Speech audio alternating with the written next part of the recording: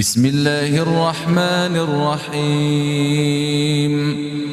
الحمد لله الذي خلق السماوات والأرض وجعل الظلمات والنور ثم الذين كفروا بربهم يعدلون. هو الذي خلقكم من طين ثم قضى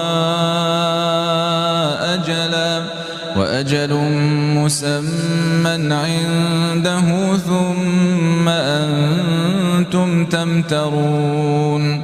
وهو الله في السماوات وفي الأرض يعلم سركم وجهركم ويعلم ما تكسبون.